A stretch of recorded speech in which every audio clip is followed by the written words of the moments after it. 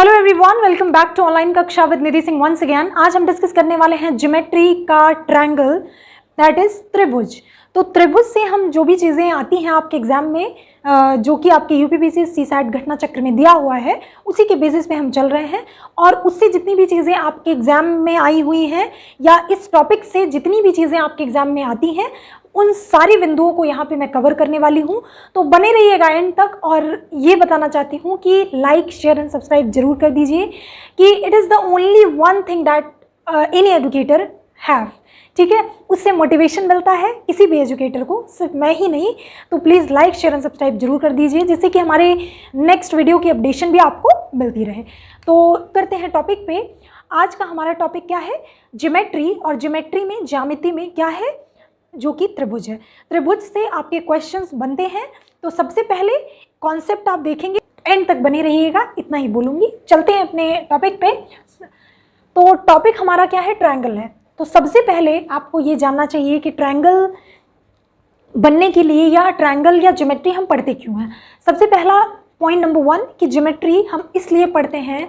Suppose कर लीजिए कि आपको कहीं घर बनवाना है, ठीक है। घर बनाना है तो सबसे पहला काम क्या होता है? आपको कोई आर्किटेक्ट मिलता है, उससे आप बोलते हो कि हमारे घर का नक्शा बना दीजिए। तो घर का नक्शा बनाने के लिए वो आर्किटेक्ट बोलता है कि उसका एरिया क्या है, आपके फील्ड का या आपके जिस ज़मीन पे आप घर बनवाना चाहते हो उसका एरिया क्या है। और सपोज़ कर लीजिए आपका जो एरिया है वो, अब अभी शेप की बात मैं नहीं कर रही हूँ, मैं सिर्फ एरिया, क्षेत्रफल की बात कर रही हूँ। तो उससे क्या होता है, उससे आपके आर्किटेक्ट को क्या मिलता है? एरिया मिल जाता है, जिसमें वो डिज़ाइन करता है। प्लस उससे आपका रफ एस्टिमेट मिल जाता है कि आपके कितने पैसे आपके बिल्डिंग बनाने में या आपका घर बनाने में कितना पैसा खर्च होना है। तो इससे क्या फ़ायदा हुआ? सबसे पहले उसका एरिया पता लगने से आपका प्लान बना, और उसके बाद फिर आपको ये भी पता लग गया कि आपका पैसा कितना खर्च होने वाला है। तो है ना ये इंटरेस्टिंग? हम इसीलिए पढ़ते हैं। बहुत सारे लोग नहीं बताते हैं कि क्यों हम पढ़ते हैं ये चीज़ें। अब जैसे ऐसा तो है नहीं कि शेप जो होता है, आपकी ज़मीन का जो शेप है, उसका आकार जो है वो सेम हो। कहीं कहीं ट्रेपीजियम होता है, किसी किसी का रेक्टेंगुलर होता है, किसी किसी का वर्गाकार होता है। तो सबके ज़मीन का जो शेप होता है वो अलग अलग होता है। तो that's why we are studying geometry topic. तो ज्योमेट्री हम क्यों पढ़ रहे हैं, हमारी रियल लाइफ में क्या भूमिका निभाता है ये ज्योमेट्री टॉपिक, तो ये आप जान लीजिए। और इसके बाद ये भी जान लीजिए कि मैथमेटिक्स जो है ये बहुत साइंटिफिक लैंग्वेज है। तो इसको पढ़ने के लिए, देखिए, जो पढ़े होंगे, जिनको मैथ्स आती है, उनके लिए तो इंटरेस्टिंग टॉपिक है ही है। लेकिन जो नहीं पढ़े हैं, जिनके लिए ये टॉपिक नया है, वो भी अपना आँख कान नाक खोल के बैठ जाए, क्योंकि ये टॉपिक बहुत इंटरेस्टिंग होने वाला है। लेकिन आपको कॉपी पेन के साथ बैठना पड़ेगा। आपने इतना तो जान लिया कि आप ज्योमेट्री क्यों पढ़ते हैं। लेकिन ज्योमेट्री में हम ट्रायंगल तो पढ़ने वाले हैं, बट ट्रायंगल से पहले, त्रिभुज से पहले आप ये तो जान लीजिए कि जो त्रिभुज होता है वो लाइन से बना होता है, दैट इज रेखा से बना होता है। तो कितनी रेखाएं जरूरी होती हैं एक त्रिभुज बनाने के लिए, और रेखा क्या होती है?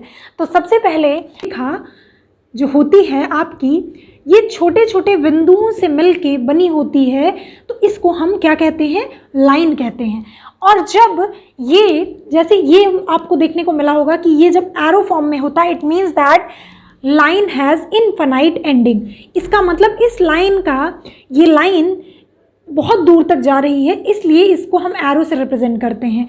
और अगर यहाँ पे ये लाइन इतनी है तो इसका मतलब इसका एक पर्टिकुलर लेंथ है और ये लाइन यहीं ख़त्म हो जा रही है। तो लाइन क्या होता है? रेखा क्या होता है? रेखा is a collection of point. रेखा जो होती है बिंदुओं का जो कलेक्शन होता है, और जब हम उन बिंदुओं को ज्वाइन कर देते हैं, मिला देते हैं, तो वो एक सीधी रेखा बन जाती है। तो अब रेखा तो जान लिए, अब ट्रायंगल जानिए। त्रिभुज क्या होता है? तो त्रिभुज जो होता है वो कम से कम 3 रेखाओं को मिला के जो भी आपका शेप या आकार बनता है उसको कहते हैं त्रिभुज, ठीक है। क्या कहते हैं?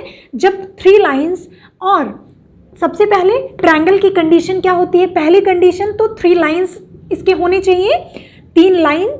और दूसरा क्या होता है कि ये क्लोज्ड फिगर होना चाहिए। जो लाइंस हैं ये एक दूसरे से बंद होनी चाहिए, एक दूसरे से जुड़ी होनी चाहिए। और उस जो ये फिगर बनता है उसको हम कहते हैं त्रिभुज। ठीक है, अब त्रिभुज के लिए आपने सुना होगा, त्रिभुज के लिए आपने सुना होगा, क्या सुना होगा कि त्रिभुज जो होता है उसका आपने ये सुना होगा कि त्रिभुज की जो ट्रायंगल्स, जो एंगल बनते हैं, जैसे ये कोई त्रिभुज है, ठीक है, ये ट्रायंगल है, अब इसको हमने ए दे दिया नाम, इसको बी और इसको सी।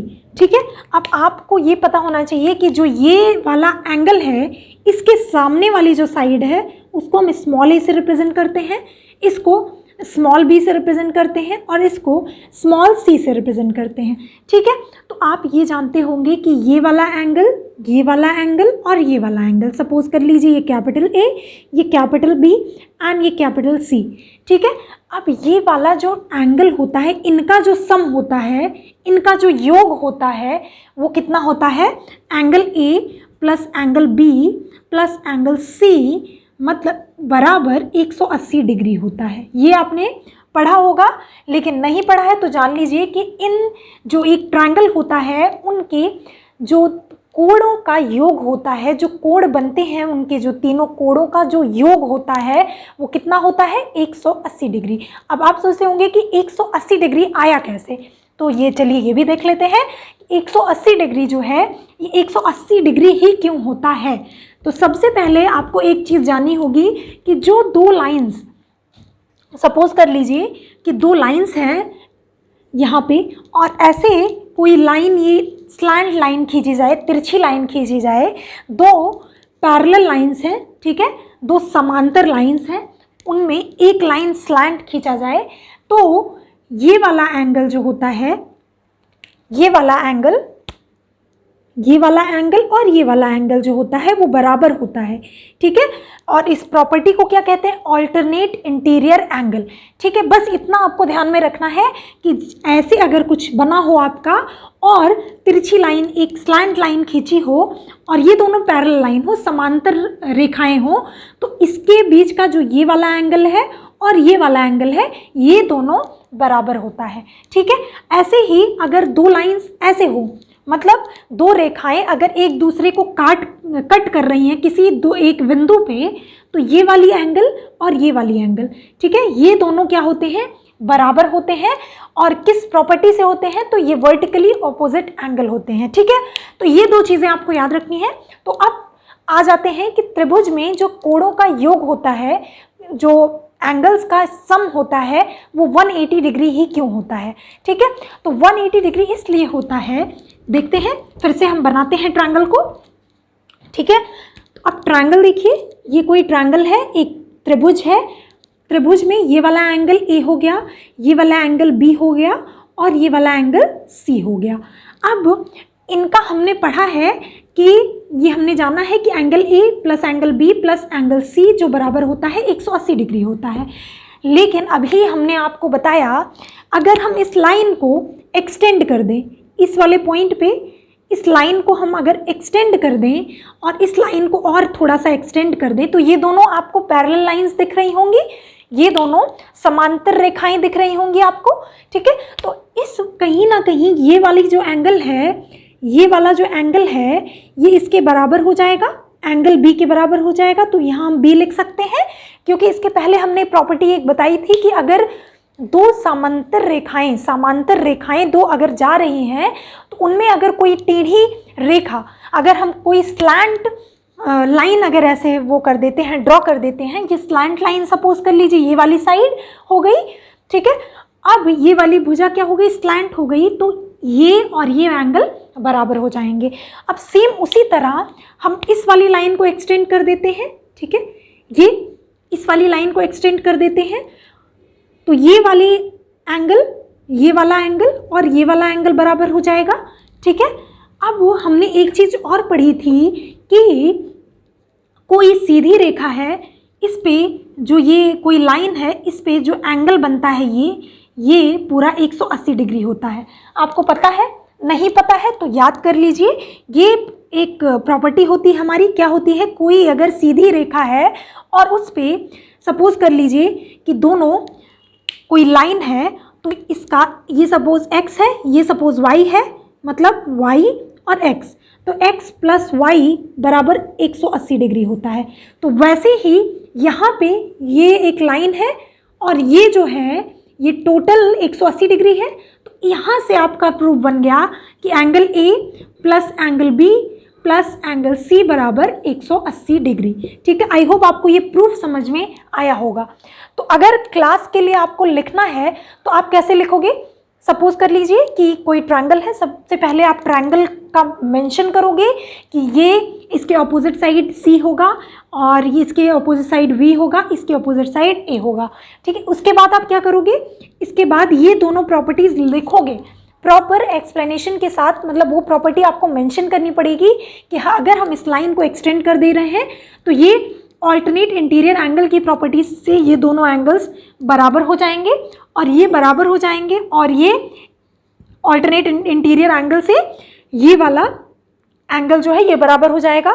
ठीक है, और वी नो दैट ये स्ट्रेट लाइन पे कोई भी अगर रेखा है तो इसका जो कंप्लीट वाला एंगल होता है वो कितना होता है? 180 डिग्री होता है। तो ये तीन प्रॉपर्टीज आपको आपके एग्जाम में लिखना पड़ेगा, मेंशन करना पड़ेगा। तो ये तीनों लिख के इसके बाद आप यहाँ से पहले ये लिखोगे, इसके बाद हेंस प्रूव्ड। समझ में आ गया? कॉपी पेन लेके बैठिएगा। ठीक है, क्योंकि ये सेशन बहुत हेल्पफुल होने वाला है सभी क्लास के बच्चों के लिए भी और प्लस कॉम्पिटिटिव एग्जाम्स के लिए भी, क्योंकि कॉन्सेप्ट जो होता है वो कभी भी चेंज नहीं होता है, मैंने पहले भी बोला था। और ये वीडियो जो है ये आपकी टीचिंग एग्जाम्स के लिए भी बेनिफिशियल है। जो आपका सुपर टेट जूनियर वाला पेपर है ये ज्योमेट्री भी उसमें है और प्लस हमने जो अंक गणित के चैप्टर्स जो टॉपिक्स पढ़ाए हैं वो भी है एज इट इज़ टॉपिक आपके जूनियर सुपर टेट में दिए हुए हैं। तो वो टॉपिक्स प्लेलिस्ट में पड़े हुए हैं और आई बटन में भी पड़ा होगा, तो आप वहाँ से प्लेलिस्ट जाके देख सकते हैं, प्लेलिस्ट ओपन करके। ठीक है, अब आते हैं आपके घटना चक्र में क्या दिया हुआ है। सपोज कर लीजिए आपने त्रिभुज जान लिया, आपने रेखा जान लिया, हम जो ज्योमेट्री होता है क्यों पढ़ते हैं आपने ये भी जान लिया। लेकिन अब हम आते हैं अपने त्रिभुज के और कुछ प्रॉपर्टीज़ और कुछ इंपॉर्टेंट पॉइंट्स देख लेते हैं। तो त्रिभुज का जो क्षेत्रफल होता है, अभी मैं नॉर्मल त्रिभुज की बात कर रही हूँ, इन जनरल मैं बात कर रही हूँ कि जो किसी भी त्रिभुज का जो क्षेत्रफल होता है वो क्या होता है? किसी भी त्रिभुज का जो क्षेत्रफल होता है, मतलब एरिया जो होता है वो क्या होता है?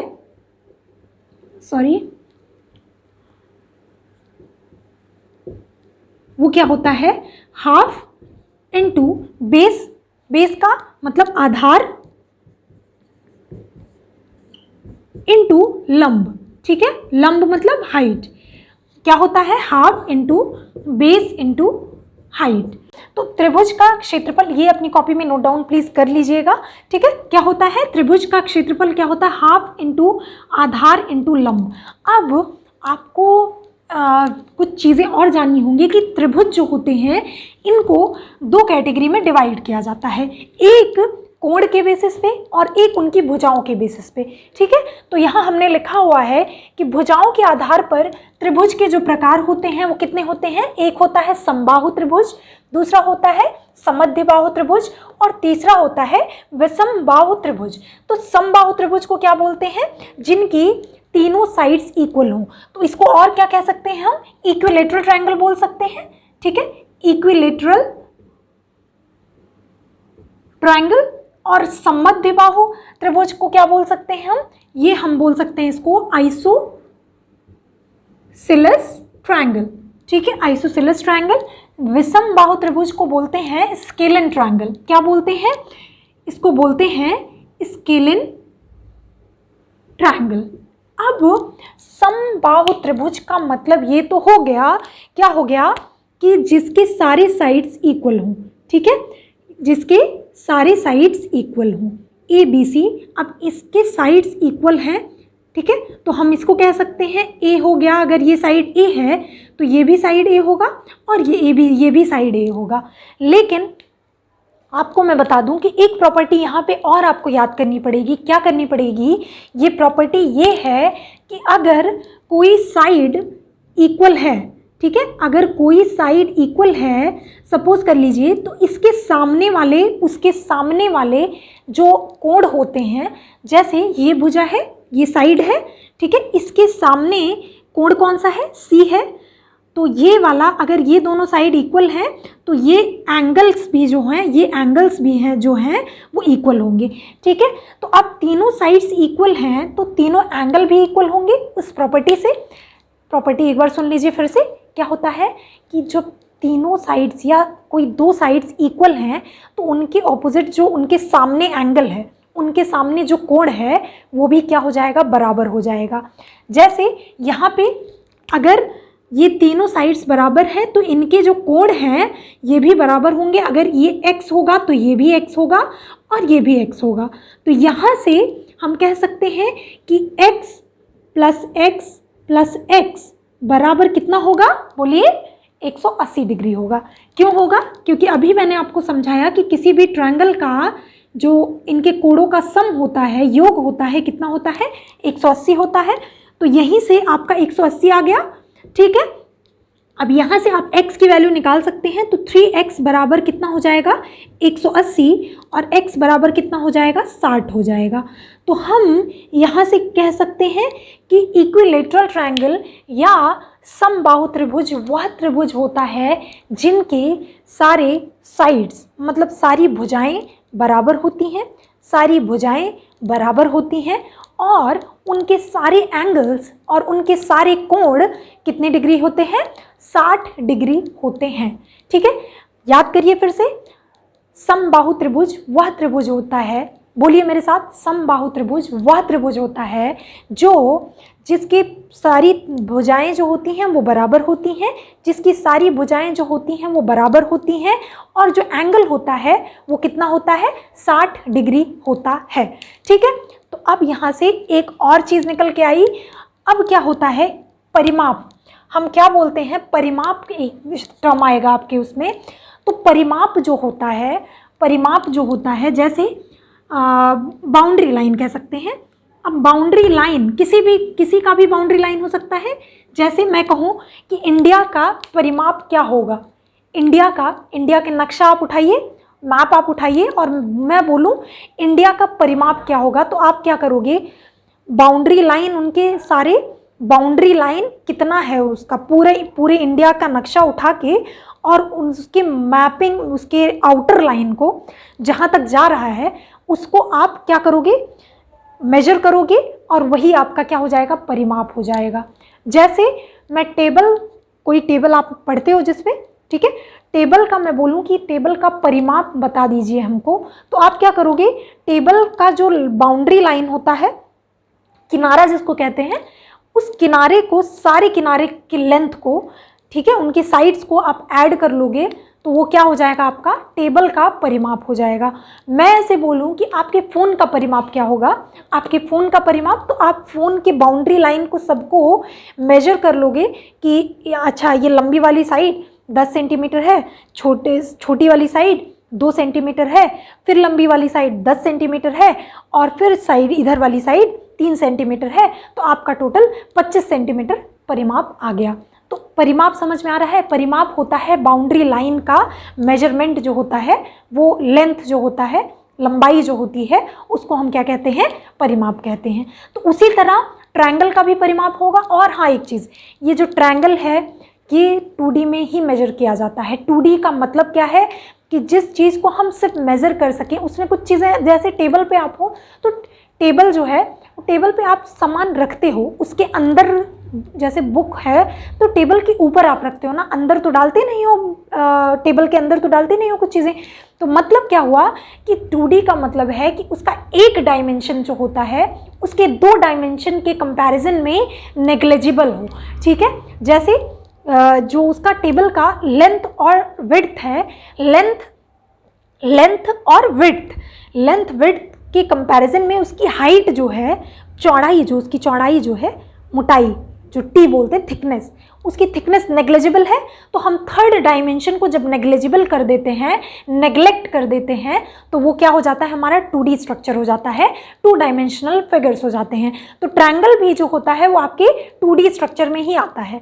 चलते हैं, ज़्यादा डीप में इसमें नहीं जाएंगे, अब चलते हैं ट्रायंगल। अब इक्विलेटरल ट्रायंगल का परिमाप आप हमें खुद बता देंगे।